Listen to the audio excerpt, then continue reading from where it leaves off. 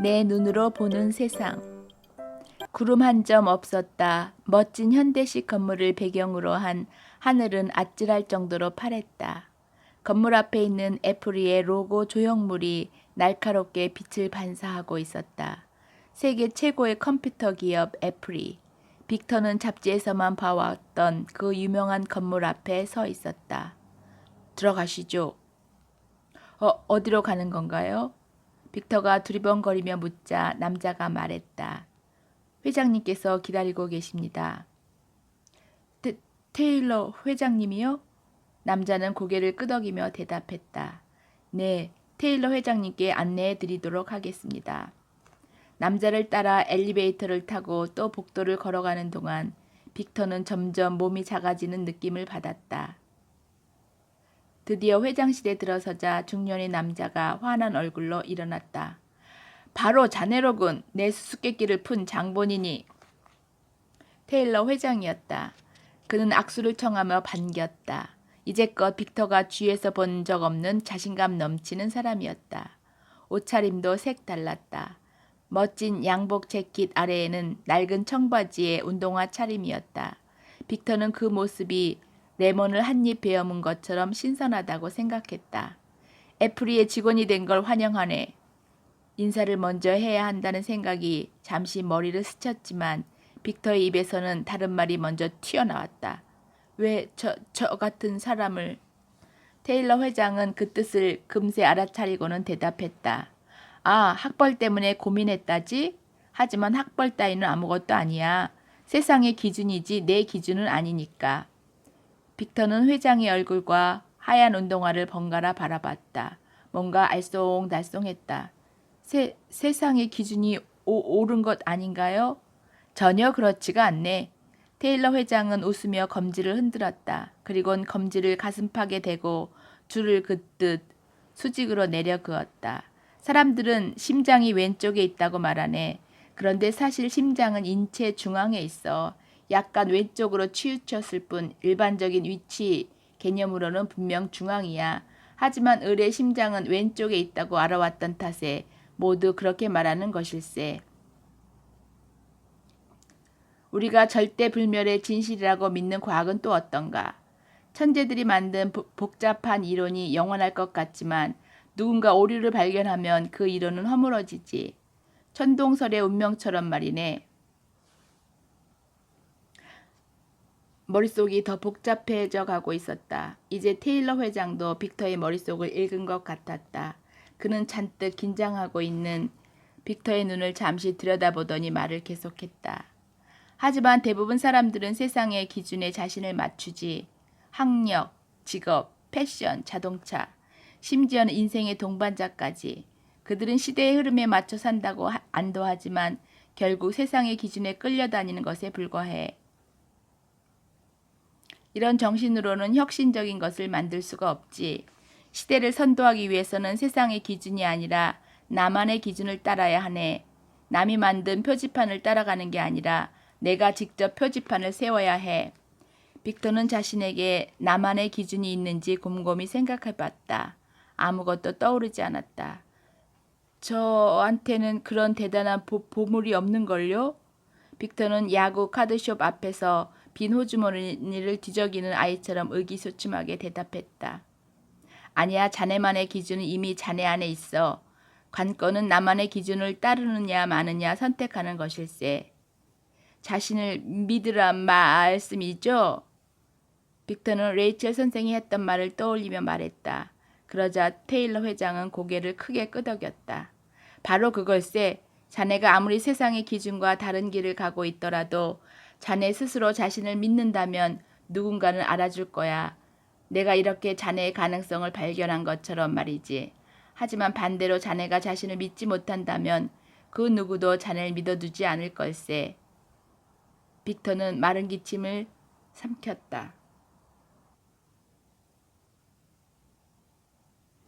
빅터는 마른 침을 삼켰다. 자신이 기준을 세워야 한다. 세상이 비웃더라도 자신이 옳다고 믿어야 한다. 허허벌판에 표지판을 세워야 한다. 그래야 앞서갈 수 있다. 여기에는 물론 엄청난 자신감이 필요하다. 과연 내가 그런 대단한 일을 해낼 수 있을까? 빅터 로저스! 테일러 회장이 두툼한 그의 두 손을 빅터의 어깨 위에 올려놓았다. 자네는 여태껏 재능을 펼칠 기회가 없었을 뿐이야. 자네는 해낼 수 있어. 나는 알아. 그의 눈은 확신에 차 있었다. 빅터는 뜨겁고 고귀한 열정이 전염되는 것을 느꼈다.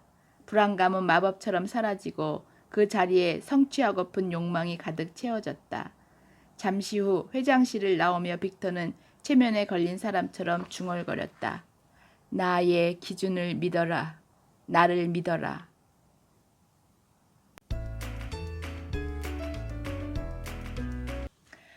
과거의 속박. 애플이 빌딩 로비에 사람들이 잔뜩 모여 있었다. 직원들은 출근 카드를 찍는 것도 잊은 채 게시판을 들여다보았다. 거기에는 공고문이 붙어 있었다. 빅터는 덜컥 겁이 났다. 혹시 자신에 대한 폭로문이 아닐까 하는 걱정에서였다. 빅터는 사람들을 해치고 게시판 앞으로 나갔다. 빅터는 마음의 준비를 단단히 하고 공고문을 읽어 내려갔다. 다행히 공고 내용은 예상과는 달랐다. 그렇지만 예상보다 훨씬 충격적인 내용이었다. 로비가 몹시 술렁거렸다. 말도 안 돼. 테일러 회장님이 해임을 당하다니. 어떻게 자기가 만든 회사에서 쫓겨날 수가 있지? 모두들 믿지 못하겠다는 표정을 지었다. 직원들은 공고문을 읽고 또 읽었다. 빅터는 이제야 소곤거림의 정체를 알 것 같았다. 애플리는 위기에 빠져 있었고 특별한 조치가 내려질 태세였다.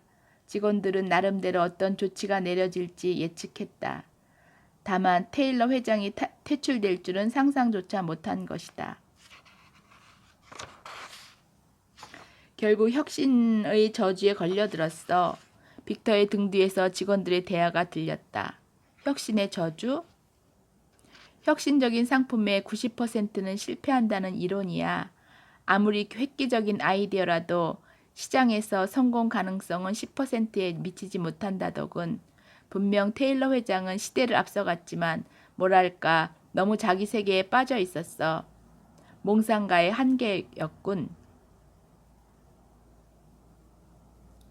성공의 법칙이란 게 참으로 허망했다. 얼마 전까지 성공의 법칙이었던 테일러 회장의 모험 정신이 이제는 반대로 실패를 의미했다. 사람들은 오직 현재의 결과만을 믿었다. 테일러 회장님은 자신을 믿으라고 했지. 자신을 믿고 모험을 하라고. 하지만 회장님은 그 이유 때문에 실패했어. 테일러 회장님도 실패했는데 과연 나 같은 게 성공할 수 있을까? 테일러 회장의 부재는 빅터에게 심리적인 문제로만 끝나지 않았다. 테일러 회장이라는 방패막이 사라지자 빅터는 줄이 끊어진 연신세로 전락했다.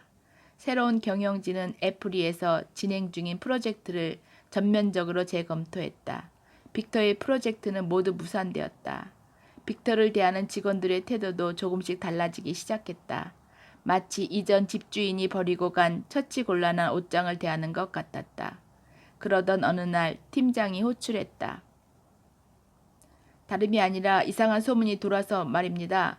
소문이요? 물론 그럴 리는 없겠지만 그래도 확실히 해야 서로 오해가 없지 않겠습니까? 무슨 말씀이신지. 단도직 입적으로. 팀장은 깍지를 끼고 그 위에 턱을 올렸다. IQ 테스트를 받아볼 생각 없습니까? 정신이 아득했다. 빅터는 손발이 묶인 채 우물 바닥으로 떨어지는 착각이 들었다. 참혹했던 어린 시절이 떠올랐다. 사실 난 소문이나 IQ 따위엔 관심이 없습니다. 평소였다면 그냥 흘려버렸겠죠. 그런데 지금은 정상적인 상황이 아닙니다. 새로운 경영진에서는 경영 합리화 지침을 내렸어요. 무슨 뜻이냐 하면 여기에 남으려면 자격을 증명해야 한다는 얘기입니다. 빅터의 귀에는 아무런 소리도 들리지 않았다. 그저 발가벗은 듯한 수치심에 온몸이 얼어붙을 뿐이었다. 면담이 끝나자 빅터는 좀비처럼 걸어 나왔다.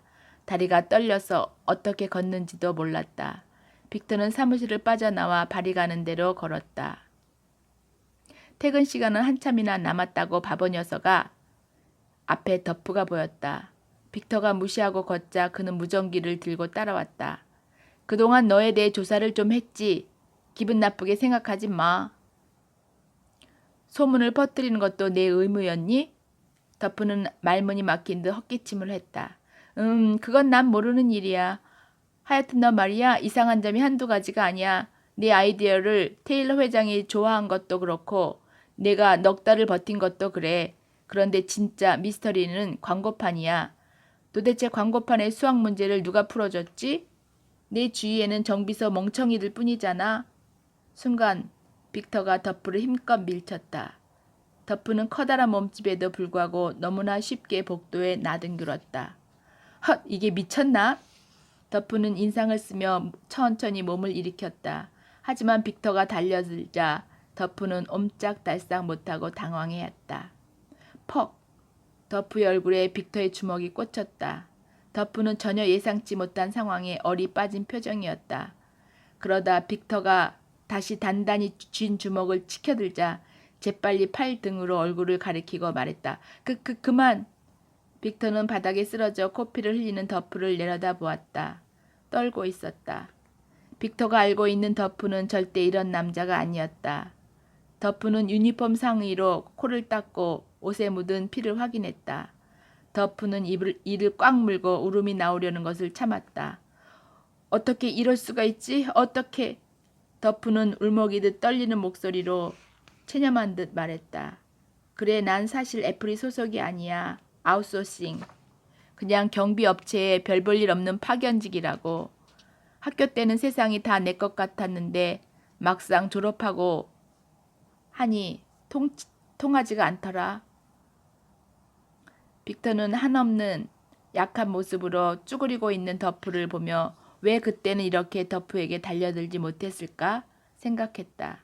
괴롭힘을 당하는 것보다는 이쪽이 훨씬 쉬웠는데. 하지만 이젠 다 부질없는 생각이었다. 널 여기서 처음 봤을 때 내 기분이 어땠을 것 같아? 나는 경비 일이나 하고 있는데 너는 어떻게 애플리의 직원이 될 수 있냐고. 그것도 회장의 총애를 받으면서 말이야. 분명 내가 모르는 뭔가가 있어. 내가 인정받지 못하는 이유도 뭔가 결정적인 법칙을 몰라서일 거야. 그것만 알면 나도 예전처럼. 도대체 그 수학 문제는 누가 풀어준 거야? 이제 덕프는 구세주에게 인생의 비밀이라도 묻는 양 애원하는 표정을 지으며 물었다. 덕프는 미동도 없이 그를 내려다봤다. 너한테는 가르쳐주지 않아. 빅터는 덕프를 뒤로 한 채 애플리를 나왔다.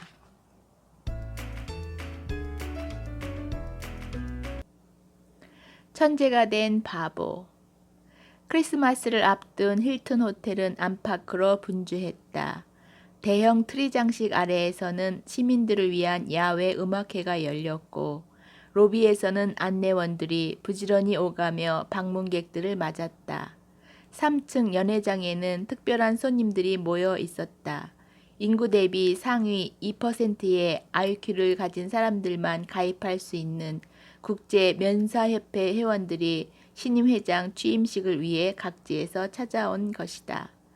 분위기를 북돋우던 캐럴 합창이 끝나자 사회자가 마이크를 잡았다. 국제 멘사협회의 새 회장님을 소개할 수 있는 기회를 주셔서 영광입니다. 먼저 신임 회장님의 양력을 간단하게 말씀드리자면 이분은 수많은 히트 상품을 개발한 발명가이자 기업 컨설턴트이고 애플리의 사회이사이자 저술가이며 혁신 강연자이자 공공 프로그램 기획자이고 이런 지금 보니 참 주제도 없는 분이시군요. 사회자의 익살에 장내에는 폭소가 터졌다. 그럼 오늘의 주인공을 소개하겠습니다. 빅터 로저스 회장님입니다. 박수가 울려 퍼졌다. 빅터는 크게 심호흡을 한 뒤 단상에 올라갔다. 그동안 많은 분들의 도움을 받았습니다. 특히 여러분들이 보고 계시는 저 아름다운 여성분은 지금의 저를 만들어 주셨지요. 존경받는 출판계 리더이신 레이첼 대표님은 저의 어머니이자 아버지셨습니다. 그리고 저를 포기하지 않은 유일한 선생님이셨죠. 제가 제 자신을 포기할 때조차도 말입니다. 이 자리를 빌려 꼭 말씀드리고 싶었습니다. 선생님, 당신과의 만남은 제 인생의 최고의 행운이었습니다. 사람들이 레이첼 선생을 향해 우레와 같은 박수를 보냈다. 조명은 다시 홀을 가로질러 빅터에게로 돌아왔다. 취임사를 고민하던 중 젊은 회원들로부터 성공에 대한 조언을 들려달라는 요청을 받았습니다. 순간 이 호텔의 창립자인 콘래드 힐튼이 생각나더군요. 그는 장성할 때까지 글을 제대로 읽지 못했습니다. 원래는 은행 경비원이 되려고 했는데 글을 읽지 못하는 바람에 퇴짜를 맞고 호텔 벨보이가 되었습니다. 훗날 그는 회고하기를 자신이 글을 쓰지 못했기 때문에 힐튼 호텔을 만들게 되었다고 능청을 떨었죠. 물론 성공 비결은 따로 있었습니다. 벨보이 시절에 나보다 일을 잘하는 사람도 많았고 나보다 경영 능력이 뛰어난 사람들도 많았다. 하지만 자신이 호텔을 경영하게 되리라 믿은 사람은 나 혼자뿐이었다. 이것이 그의 성공 비결이었습니다. 콘래드 힐튼은 사람들이 성공하지 못하는 이유를 스스로 과소평가하기 때문이라고 했습니다. 그는 한 강연에서 쇠막대기를 들고 이 쇠를 두들겨 말굽으로 만들면 $10 50센트의 가치가 된다. 이것으로 못을 만들면 $3,250의 가치가 된다. 그리고 이것을 시계의 부속품으로 만들면 $250의 가치가 된다. 라고 말했지요. 좌중을 둘러본 뒤 빅터가 계속했다.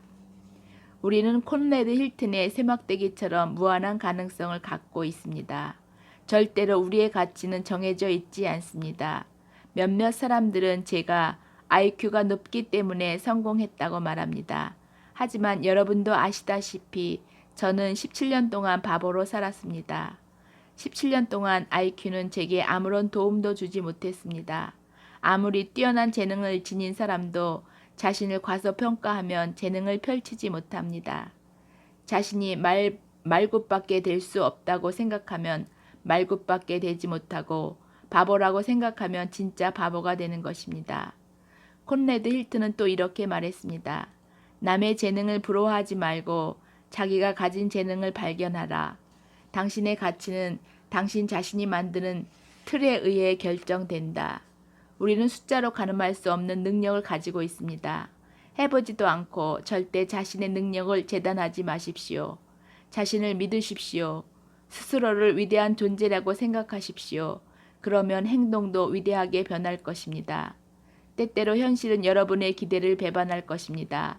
앞으로 여러분은 몇 번의 고배를 마실 것이고 그때마다 스스로에 대한 실망감이 밀려올 것입니다. 하지만 마지막까지 자신의 가능성을 의심해서는 안 됩니다. 의기소침해지거나 미래에 대한 불안함이 찾아올 때마다 17년을 바보로 살았던 빅터 로저스의 인생을 기억해 주시기 바랍니다.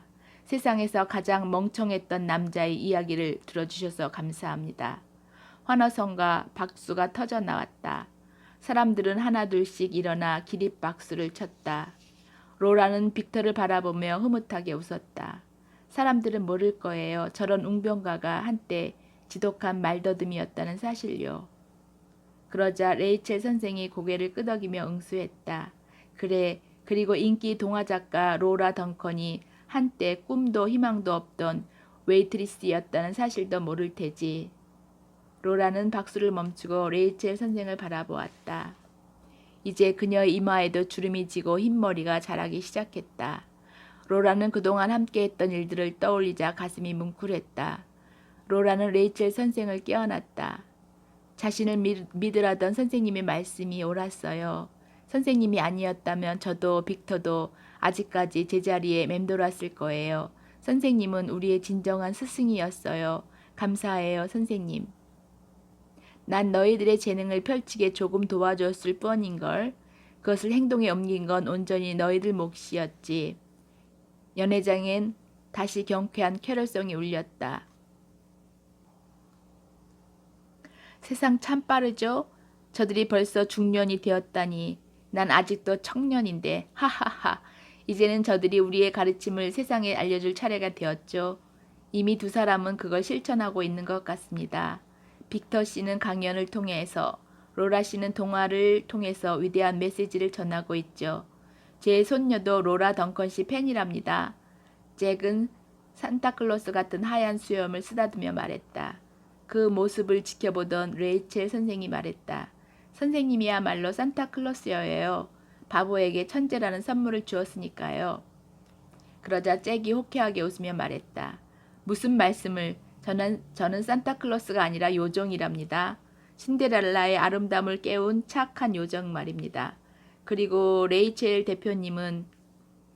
선생이 눈을 빛내며 물었다.